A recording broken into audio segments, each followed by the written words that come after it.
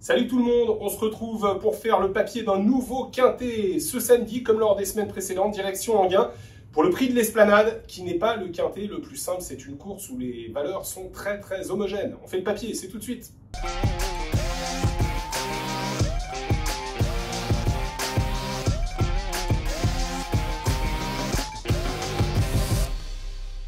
Des pouliches de 4 ans n'ayant pas gagné 71 000 € sont au départ de ce quintet sur 2875 mètres. C'est un lot hyper homogène. Vous savez que moi j'aime bien éliminer les chevaux pour commencer. Mais là, on va se limiter à la portion congrue en ce qui concerne les impasses. La seule impasse pour moi, c'est Eraméloise, qui est ferrée, confiée à un driver qui est essentiellement là pour apprendre. Elle est un peu là pour faire le nombre, Eraméloise. Moi je ne la garde absolument pas. On l'élimine, le numéro 2. Toutes les autres peuvent être retenues, mais il va évidemment falloir faire un choix parce qu'on ne va pas pouvoir toutes les garder. Une qu'on va garder, a priori, c'est sûr, c'est Emma de Briqueville, d'une régularité exceptionnelle depuis ses débuts. Elle a couru 7 fois, elle a gagné 5 fois, elle s'est placée 2 fois deuxième. Le seul truc, c'est que depuis son succès à Vincennes sur la grande piste, elle n'a pas couru et ça remonte au 18 mai. 2 mois d'absence donc pour Emma de Briqueville, qui a gagné à Enghien à la fin de l'hiver. En une 16-2 sur le parcours, il faudra peut-être aller un peu plus vite, mais normal, on est en été. Néanmoins, elle le faisait avec pas mal de marge sur Elia Derpet. Clairement, le lot est à mon avis plus fort. Elle est un peu montée en gain lors de toutes ses dernières courses. Elle fait donc une rentrée. Mais son entraîneur nous rassure, Rainer Felders, il voulait lui accorder un petit break. C'était volontaire. Il n'y a pas eu de souci de santé. Et il avait vu cet engagement. Donc, ce n'est pas un engagement qui arrive comme ça en se disant « Tiens, on va rentrer. Oh, miracle, on a cette course. » Non. Au moment où la pouliche a été arrêtée, l'engagement était déjà visé parce qu'on voulait lui épargner les épreuves face au mal. Donc, a priori, un arrêt voulu, bien géré, une course préparée, on est sûr de garder cette jument Emma de Briqueville. Voilà la moins riche du lot, mais elles se tiennent de près au gain dans cette course, c'est Histoire Moderne.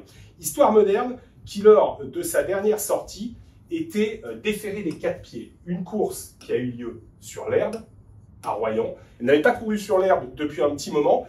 Est-ce que le fait d'être déférée pour la première fois de sa carrière et le fait de revenir sur l'herbe a fait qu'elle s'est déséquilibrée à la sortie du tournoi alors qu'elle semblait avoir du gaz? C'est possible.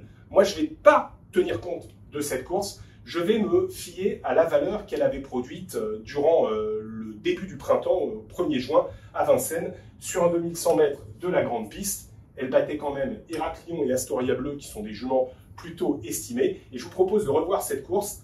Elle est ici, Histoire Moderne. C'est une jument assez puissante, qui ce jour-là, à l'issue d'une très belle ligne droite, avait donc dominé sûrement Astoria Bleu et Héraclion, qui sont des juments de valeur correcte, mais c'est surtout la façon dont elle le faisait, pour finir, qui est intéressante, en bouclant son dernier kilomètre à peine plus de 11. Donc je pense qu'Histoire Moderne, on va la garder.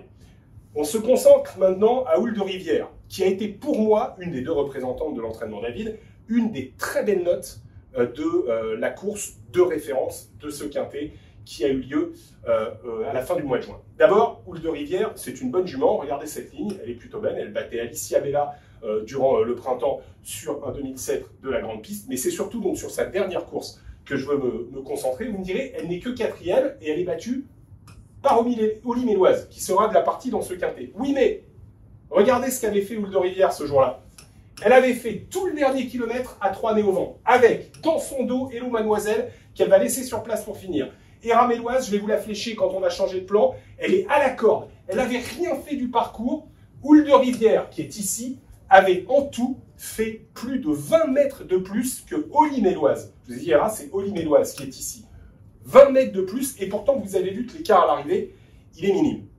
J'ai envie de la revoir cette course, parce qu'il n'y avait pas que Houle de Rivière dans cette épreuve. Il y avait donc Hello Mademoiselle, qui avait suivi Houle de Rivière, mais qui n'avait pas pu l'accrocher. Ce jour-là, elle était déférée des 4 pieds, ce qui explique qu'elle n'ait pas pu vraiment être menaçante pour finir. Est-ce qu'elle était mal à l'aise? Et puis, il y avait également Anna. Anna qui avait été préservée volontairement, c'est la casaque jaune. Vous la voyez là dans le dos de Houle de Rivière. Anna, moi, je trouve que sa fin de course était bonne également. C'est une jument qui est capable de bien finir quand elle est préservée. Regardez, elle finissait pas mal. Et quelque chose me dit que quand on va reparler de Anna, on va peut-être la garder. Super ligne à étudier, donc, cette ligne de Houle de Rivière, qui a donc fait plus de terrain que tous les autres et qui, malgré tout, faisait le meilleur dernier kilomètre. Oli-Méloise, vous l'avez vu, donc elle est devant Houle de Rivière, mais en ayant vraiment eu le super parcours. C'est une jument extrêmement régulière, elle n'a pas de marge. Là encore, il faudra faire le petit parcours et espérer que l'ouverture se fasse. Et dans ce cas-là, elle est tout à fait capable de garder une place. Anna est une jument également un peu plus intermittente que Holly-Méoise, mais vous l'avez vu, sa fin de course l'autre jour était très bonne. Jean-François Séné est plutôt confiant pour cet engagement, et moi je pense que Anna, sur cette valeur-là, où elle s'intercalait entre Apistori et Aines Kaluma, qui sont de bonnes valeurs dans ce genre de lot, est tout à fait capable de garder quelque chose dans ce quintet. On enchaîne maintenant avec Hello Mademoiselle, autre jument qu'on a vu dans cette course de référence, qui était donc déférée des 4 pieds ce jour-là, et qui ne sera que plaquée pour son retour à Anquin, un hippodrome qu'elle affectionne, sur lequel elle a déjà réussi de très bonnes valeurs. Hello Mademoiselle, on la connaît, elle a été plusieurs fois malchanceuse à la fin de l'hiver, parce qu'il faut absolument la préserver le plus longtemps possible.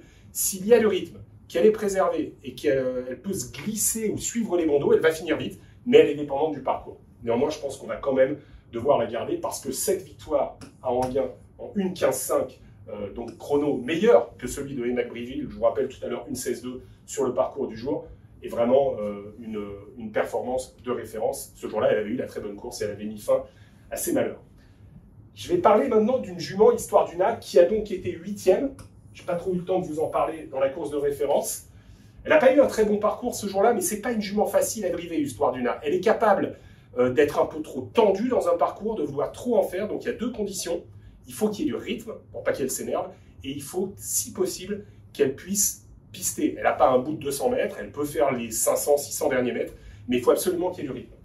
Maintenant, sur sa meilleure valeur, celle-là notamment, où elle s'intercalait entre les deux juments de Jean-Michel Bazir, Harley de Guèze et Urella, bah c'est une très belle chance, Histoire du Nac. Le seul truc, c'est que les derniers parcours n'ont pas été extraordinaires. Donc on va voir si on a la place de la garder ou pas. On fait un premier point intermédiaire, on garde Histoire moderne. On garde Houle de Rivière, la première des deux représentantes de l'entraînement David. Je vais vous parler d'Arina Dream tout à l'heure. On garde Anna, qui peut être une très belle cote, et on garde, bien sûr, Emma de Briqueville, qui est incontournable au papier dans cette épreuve. Et là, point d'interrogation pour Holly Méloise.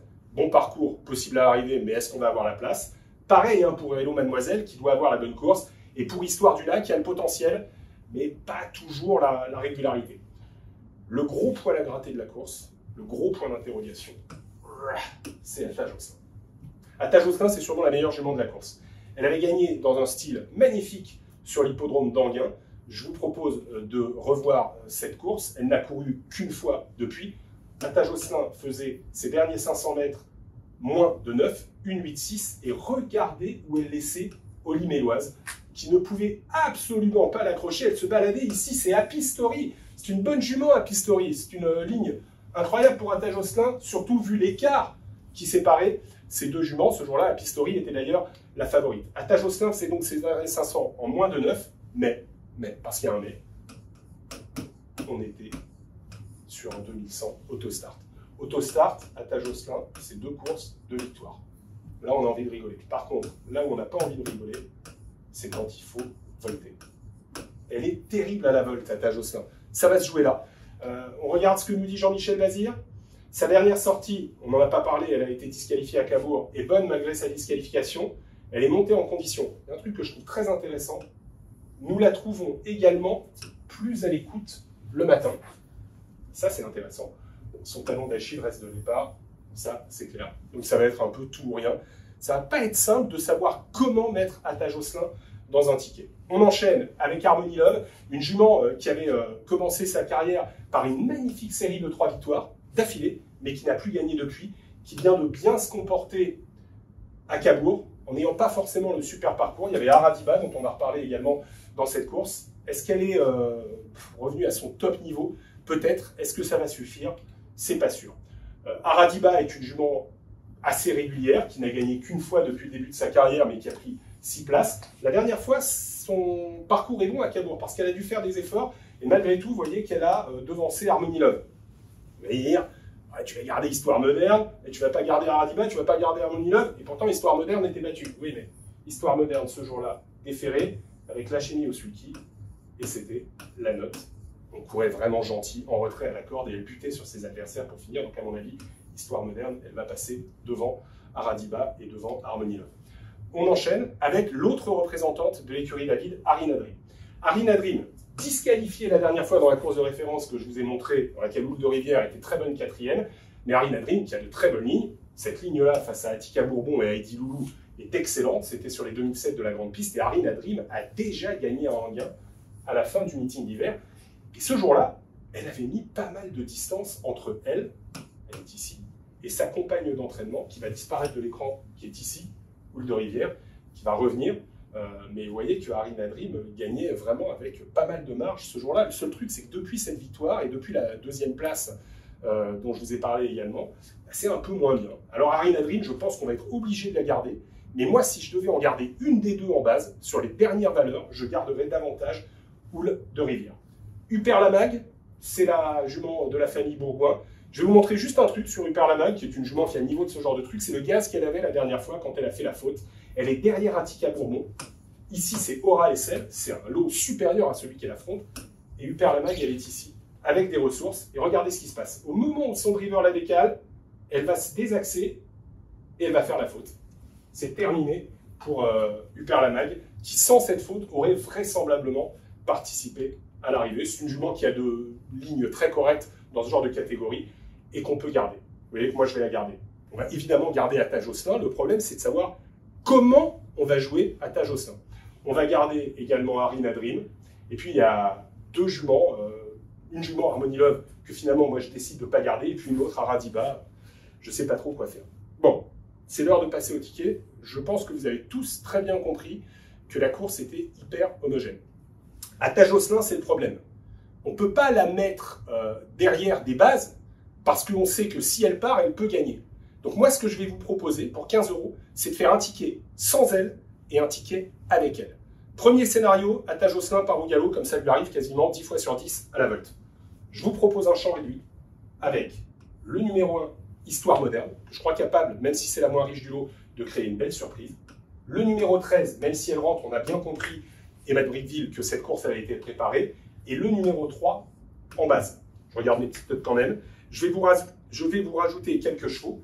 On va rajouter le numéro 7, donc 2X, hein, bien sûr. On va rajouter le numéro 7, Hello Mademoiselle. On va rajouter quand même Aradiba. En fait, moi j'avais un doute entre Aradiba et Histoire d'Una. Et je pense que Aradiba est quand même un peu plus fiable en ce moment, donc je vais rajouter Aradiba. On va garder, bien sûr, Arina Dream. On va garder le numéro 11, qui peut être une des belles cotes de la course, Anna. Et puis, vous l'avez vu la dernière fois, Huper-la-Mag avait quand même pas mal de ressources. Ben, je décide de la garder. Et mon impasse, en fait, avec Histoire d'Una, mon impasse, c'est Oli Méloise. C'est un peu un truc de fou, mais Oli Méloise, il lui faut la bonne course, on l'a vu, je pense qu'elle a un peu moins de marge que ses adversaires.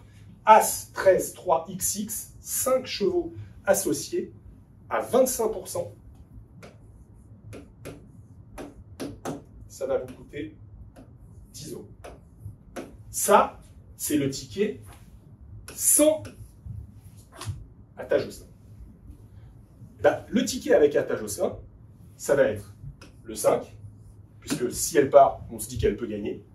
L'As, le 13, le 3, les 3 bases que je vous ai données juste avant. On laisse un X, et on rajoute le 7, et on rajoute le 8, le 10, le 11 et le 12. Et là, on fait flexi 50. Et ça coûte 5 €. Donc, vous savez calculer. 5 plus 10. 15 €. Vous avez un ticket avec Atta Josselin et un ticket sans Atta Josselin. J'espère que ça vous a plu. C'est pas un quintet facile. J'espère que vous serez indulgents avec moi si je me suis gouré parce que franchement, il fallait faire des choix et c'était pas évident. À très bientôt.